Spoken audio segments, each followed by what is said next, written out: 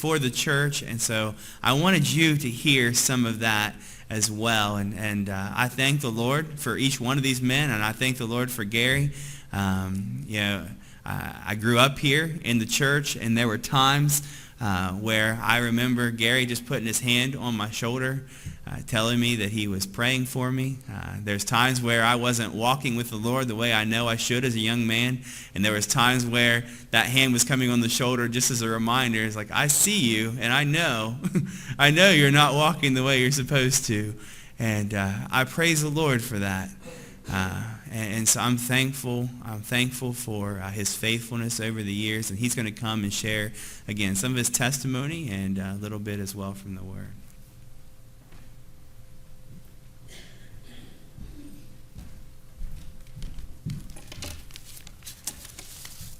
Good evening. I was very reluctant when he first mentioned this. I thought, no, you don't want to hear from me.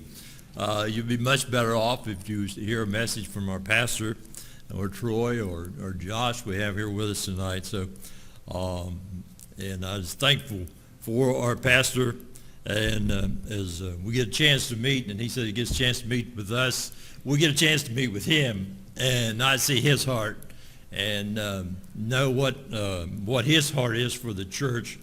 I once heard a guy several years ago said that he thought it was a shame that Pastor Bill had to get old. Well, Pastor Bill got old, he retired, and the Lord took him home, but the Lord prepared men to fill the shoes after he left. And we had Pastor Mike, and we've had now Pastor Roger, and we're thankful for that. And if you're not thankful for your pastor and for Brother Troy that we have on board with us, there's something wrong, you know. And, you know, we should have this place full tonight. I'm sorry, and nobody knew I was going to talk tonight, and I'm not going to preach. I'm going to try to share some of my testimony, maybe a little bit of the word. I'm not sure how far I'll get. Roger said he was prepared to take over at whatever point I stop, and all the duties I've had. I don't think I've ever been called to preach. My theology is probably pretty narrow. My wife says I'm just skeptical, but if you don't believe the way I do, then you're wrong. You know, so that's the way we are. Or I could be like the young man that went off to seminary to prepare to preach, and as he was finishing up, going through his final interviews, the guy told me, he says, you know, he said, I don't think you're ever going to make it as a preacher. And he said, well, I know the Lord called me to preach. And he said, well, yeah, back to him, but he said, yeah, he may have called you to preach, but I don't think he's ever called a congregation that would listen to you. So that that may be where I'm at. You wouldn't want to listen to me very often. And but anyway, I just thought I'd want to share with you. Different elders have shared different things, and I want to kind of focus on serving, because that's something I've always done since I've been in the church. I'm really nobody. I have no particular skills of any kind, and I'm not getting off to a very good start. And if you don't know my heart by now, maybe you know you just don't really know. But maybe you don't. So I'll share a little bit about where my testimony, where I've come from, how I ended up here, not where I ever expected to be. But anyway, as most of you probably know, maybe some don't, I am a charter member here. Been here since the church started. That was back in 1968. And the original pastor here was Pastor Bill Angel, and that was my father-in-law.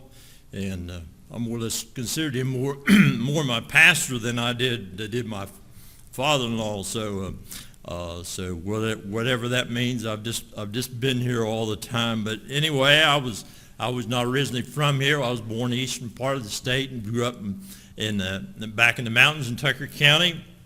I did go to church faithfully. My mom and dad were members of the Methodist church there. They were both saved, and both of them were active in the church. My dad was on the board. My mom was always active doing things in the church, as well as both of them in the choir. So I know what it was like to be in church and be in services, going to Sunday school. I had my perfect attendance pin and so forth, being there every week, and we had some pretty good pastors that were pretty strong teachers at that time. I can remember revivals, unlike what we seem to have here. I remember going to revivals, and we had a pretty good-sized church for a small town, and we'd have to put out extra chairs in the aisles because the church would be full for a revival. So we did have a good church, and good messages were preached there. And like I say, I was faithful being there and being on Sunday morning, Sunday night, and Wednesday nights. Was active in Sunday school and youth and so forth. But I never did make a decision. I was never a Christian. I don't know whether anybody thought I was a Christian and just assumed I was, because I was always there. And nobody ever approached me personally and made a big point of it, whether I was saved or not. I was just always there. I was always active.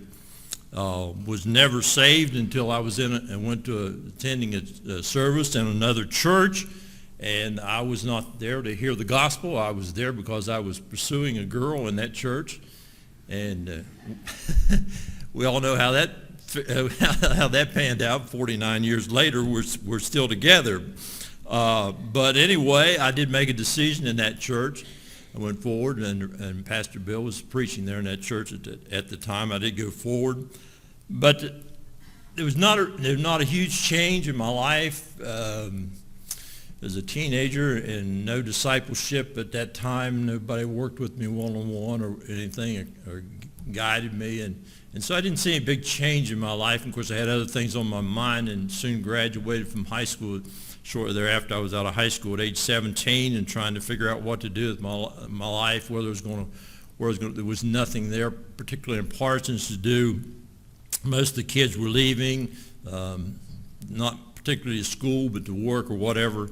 And so I finally ended up going to D.C., Washington, D.C., get a job where a lot of the kids migrated to from there because there was a lot of work there.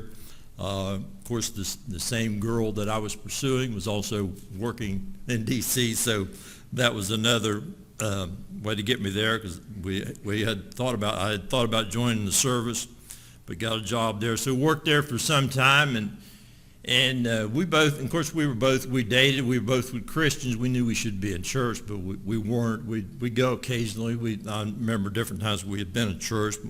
And like I say, we were both saved, knew we should be in church, but weren't. We had other things on our minds. There was other things in a big city to keep our minds occupied, and things to do and places to go and so forth. But anyway, got married, because I was married at 19 years old, and we did start going to church then, but we were only married about 4 months, and I got my notice, and I got drafted in the Army. At that time, I told people I always thank LBJ. The big thing that he did, he changed the status for anybody that was single married with no children, the same as a single person. So I took me in the Army. I took the draft and took my chances with the draft rather than join. So we were separated for almost 2 years, other than a short time that we were together in California. She left her job and came out there to be with me for a short time. Thought we was going to be there for a while, and we shipped out to Vietnam instead. So I spent almost a year in Vietnam, and she moved back here because her dad had moved here at that time. He was pastor of the church on Rayon Drive, so she moved back here and was here at that time and gotten a job. So when I got out of the service, when I come back from Vietnam, we settled here. She had always talked about settling back in Washington, D.C., and I didn't want to go back to Washington, so that's kind of been a joke for us over the years. That's the reason why we live in Washington Bottom. We went back to Washington, but not Washington, D.C. So we settled here, got a job, and of course we started attending church faithfully there at Rayon Drive at the United Brethren Church. Was getting to know the people there fairly well, and was getting involved in Sunday school class. It was a good church. Bill had a good congregation there, and hadn't been there all that long, and we knew there were some things that they had some difficulties with, but we didn't know being young, we didn't know all that was going on, and all of a sudden Bill resigned. And, kind of, for a young couple, that kind of left us in in a in a lurch. We wasn't sure.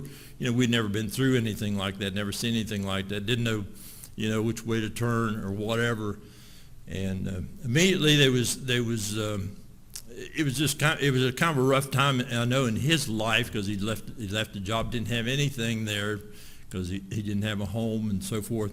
The church had furnished everything, so we were trying to figure out what we wanted to do as well. And immediately there was a lot of rumors started, and rumors are never good. You never hear good rumors; they're always bad. And a lot of things I'm sure they kept from us that we did not hear. And people were saying things about Bill and how he hated hated the Methodists and so forth, because that was about the time that the two churches were combining together. And so it was kind of a transitional time there in our lives, but almost immediately, of course, most of you know, there was the people met together and said, well, let's start another church. Well, boom, what's that mean? Start another church. We'd never been through anything like that, but people were adamant that they wanted to start. Well, here we were meeting, instead of meeting in a church, we were meeting in people's basements. We was meeting in other people's churches on Sunday afternoons. We ended up in a community building down here on Pike Street and so forth. It's hard to tell what a lot of people were saying about us. We heard some things, but a lot of things we didn't know about, I'm sure. And Bill did leave. I need to mention, Bill did leave for doctrinal reasons. There was some issues there about doctrine. And then we also saw the people in the church that knew about the issues, that said that they would stand behind Bill 100%, no matter what he decided to do, they would be behind him. Well, when he resigned, things changed, and they said, we'll do anything with you, we'll back you all the way, but we're not leaving this church. We're not leaving this church, not leaving this denomination. We've invested too much in this church. So, we saw that from people that we'd started growing close to, and so that was something that helped shape and form our lives. But immediately, like I say, we started growing. More people were attending, and we were growing because people were inviting other people to join us, because we started out with just a small group, and people just seemed to be inviting other people in, and we were seeing people getting saved and so forth. So it wasn't too long until the group got together and said, yeah, we're going to buy a property. So they bought this farm here. This was an old farm here, barns out here, chicken coop, whatever, an old piece of property. And they started building a building here. And so they put together a building here, and we continued to grow. And like I say, people were getting saved. We were just having excellent services the whole time we met until we got the building. And people came together at that point and served. And it wasn't all rosy. You look back on it and think everything was really great, but it wasn't all rosy. We had some people with some strong individuals with some strong opinions, and not everybody agreed the way things should be done. But we came together for one purpose, and we got the building built, and we've progressed from there. And of course, where we're at right here is we have the present sanctuary that we have right now, but the old sanctuary back there was built just by the men of the church, and put that all together. But it always, to me, it always seemed like that people were always willing to serve whatever the need was, because I know we discussed that a lot in our elder meetings about people serving. Some people are serving, doing 2 or 3 jobs, and maybe somebody else is not serving, doing anything. We're always needing help here or there, van ministry for one of the things and so forth. But at that time, we seemed like, for whatever reason, we put our differences aside and came together and was working together, and just served whatever position there was. It didn't seem, and they always, and I never did get into, always being faithful. I never really did get into teaching all that much, although I was involved in Sunday school a lot, because there always seemed to be a lot of men in our midst that were good teachers, that were willing to teach Sunday school and teach. At that time we had cut a position we called a lay leader that would fill in for the pastor. So, but like you say, we had services where people were getting saved. We continued to grow, and so it wasn't just kind of a question what you did or not. It just whatever was available. Make yourself available, and there was a job there, and I started out probably the first thing that I was a part of was the missionary committee, because our first official meeting I think we had in the church was a missions conference, and from there we started a missionary committee and started taking on missionaries as support, and from there you know how we've grown now, how many missionaries that we support. But throughout the years, I just continued to serve in one thing or another. Stayed with the missionary committee. I was a trustee. Worked with the youth at one point when we met out here in the chicken coop at that time, and different things of that nature. It just seemed whatever was always faithful in Sunday school, and we was faithful to all services. It was a point where you just never really thought about anything else. Whenever the church was open, you were here, and it seemed to be the same way, whether it was Sunday or Wednesday or Sunday night. People who were here were really faithful, and that's something that really made a really big impression on me as a young person. I knew when I came in that those people would be here. So that's something that kind of helped form my life as I was growing up here, growing in the church, and like I say, we were just always a part of something. Of course, sang in the choir and different things, and was on the pastor parish committee.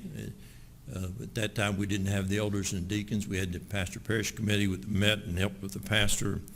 And after some time was one of the elections that they had asked me to put my name on the ballot as Sunday school superintendent, and thinking, no way I'll ever get elected, put my name on there. So they put my name on there, and when the ballots were done, I was elected Sunday school superintendent. So I've been in that position for quite some time. On and off, I think a couple of times I stepped back and somebody held and took that position, but for the most part, I've had that position. Enjoyed. I mean, I've just enjoyed serving. It's just always been a part of the church. Being part of coming to church was just serving. I wouldn't have any other idea. I know my wife used to kid me every once in a while when election time would come up, and she said, "Well, you're probably not going to win this year. Somebody else they'll beat you out." And I said, "I don't care. If I don't, I'll just do something else." So, and that's kind of the attitude I've had, and I just wish that everybody could have that attitude, whatever the position is, that you just make yourself available. I know somebody told me a long time ago that availability was a lot more important than ability. If you make yourself available, the Lord will take care of it. As far as the elders and deacons that came along after Pastor Mike became pastor here after some time, and we studied that many hours. We spent many hours studying the office of elders and deacons, and all of us read books about it, and we read what the scripture said about it, what other writers had to say about it. And Mike, that was something Mike was wanting to do. It was scriptural. I mean, you can't get away from it. It's scriptural. So I've always believed that whatever you do that's scriptural, it's got to be right, whether everything works, everything's not going to work exactly the way you planned or whatever, but we went ahead with it. I was in favor of it. The first ones that were selected were Pastor Bill and Mike and Roger went together and or separately, and they prayed and prayed for a long time and studied, and they come up with some names and selected the men that they thought would serve as elders, and that's how I originally got to serving as an elder, and it's been been a joy to serve with the men. Over the years, I've been in probably every kind of committee meeting you can think of, and business meeting and everything else. Most of it's been pretty good, but along the way, there's been some heartaches. We've gone through some tough times here, and I'm not even going to share with that, but whatever your feelings is about the elders, and whether we did the right thing or not, we work together as a unit. It's unbelievable the fellowship that we have together. We come together. We spend a lot of time just in the Word and prayer, before we do anything, before we tackle any kind of business. We spend a lot of time in the Word and prayer, and some of the prayers I've heard in there, guys just pouring their hearts out to the Lord, about issues, and we have a good time. We laugh and kid each other, and there's more than one time there's been a lot of tears shed for one another. Different ones have had burdens.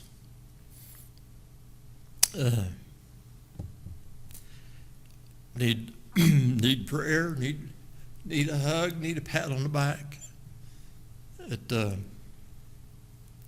It was the right choice. We did the right choice, and we've got some excellent men. Not speaking for myself, but you look at the other elders that we have that are serving, and what a job that they've done, and so I'm just and it's never a place that I expected to be, but I am thankful I am serving as an elder, and I just do covet your prayers as we continue to serve.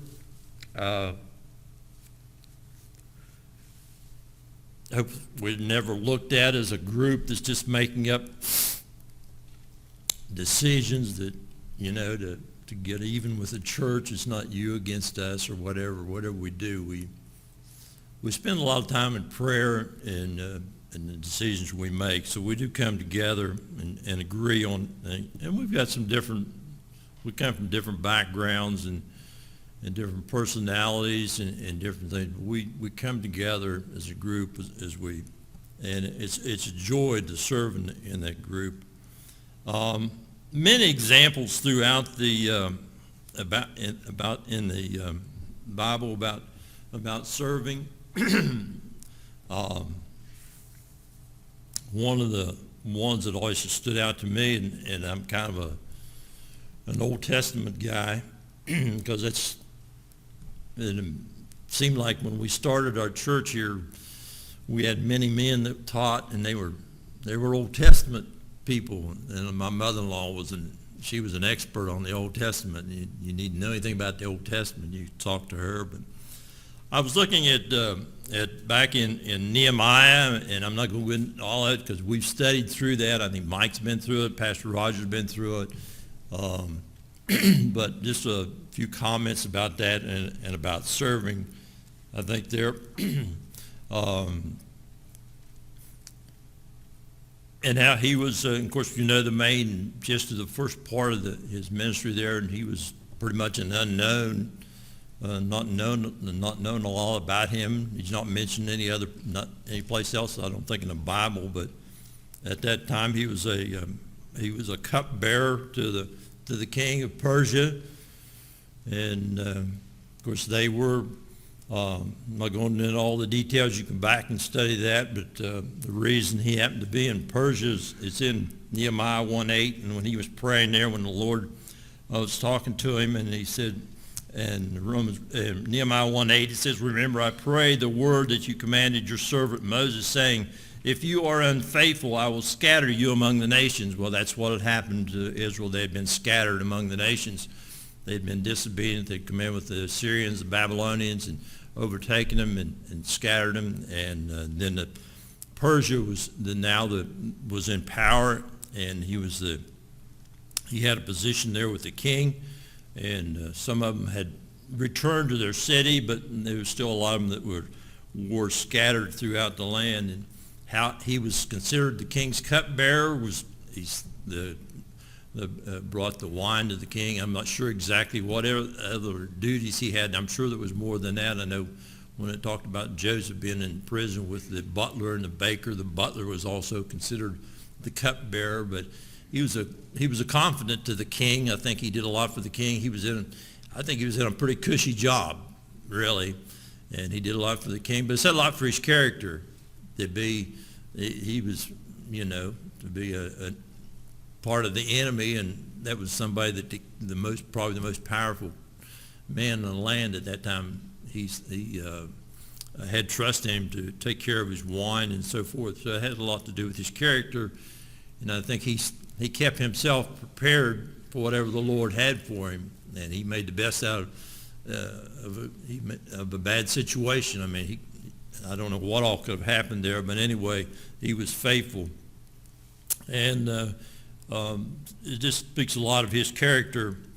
But the God was preparing him, and not only preparing him for the job that he had for him, but also preparing the king. Shows what a sovereign God we had. He not only his own people, but there was a pagan king that probably, I don't know what kind of gods that they worshipped. I'm sure there was different gods that they worshipped, but he was preparing his heart as well. There's some speculation that Esther was his stepmother. There's a reason why he was favorable towards the Jewish people, but my vote is for the sovereignty of God. I'm big on the sovereignty of God. Your philosophy or your theology can be whatever, but you notice when the job came about or whatever, he realized that the situation in Jerusalem and the walls and so forth, that God had prepared his heart, and when he went to the king and told him what he needed, what he wanted, he could have lost his head, and the king's first response was, "How long are you going to be gone? When are you coming back?" Probably as Christians, we wouldn't even have said that. We said, what do you think you're doing? You think you're going to go, But that was his first response. "How long are you going to be gone? When are you coming back?" Well, he said, not only that, I need people to go with me. I need papers to get me through the land. There's other kings there that aren't friendly. I need papers. And he said, okay. And he said, also, I need wood to build with. I don't have anything to build with. So he said, okay, go cut timber to build with. I mean, you just can't help but think the hand of God was on that. I mean, I don't care how I should look at it. He prepared him. And it took him 2 to 3 months to get from where he was to get back to Jerusalem. And he was gone for 12 years, That to me, that still kind of boggles my mind, And, it wasn't like going out here and getting on the interstate and reading it, there was no skills that he had. There was nothing in there that said that he knew anything about building a wall or anything of that nature, or knew anything about it. God laid it on his heart, and he made up his mind that he was going to get it done. And he was willing to go, and like I say, he got everything he had asked for. And he traveled back, and I'm sure that, it doesn't really say, but I don't know how long he had been gone, but the God prepared the people there when he got back to Jerusalem as well, because they accepted him. He walked in there, and I'm sure they could have said, "Well, who are you, and who do you think you're doing? You think you know how you can do this?" But in the second chapter there in Nehemiah, it says in 17, it said, "Then I said to them, you see the distress that we're in now. Jerusalem lies waste, and its gates are burned with fire. Come, let us build the wall of Jerusalem, that we may no longer be a reproach. And I told them of the hand of my God which had been upon me, and upon the king's words that he had spoken to me. So they said, let us rise up and build. then they set their hands to do the good work. And that's what they did. They came together.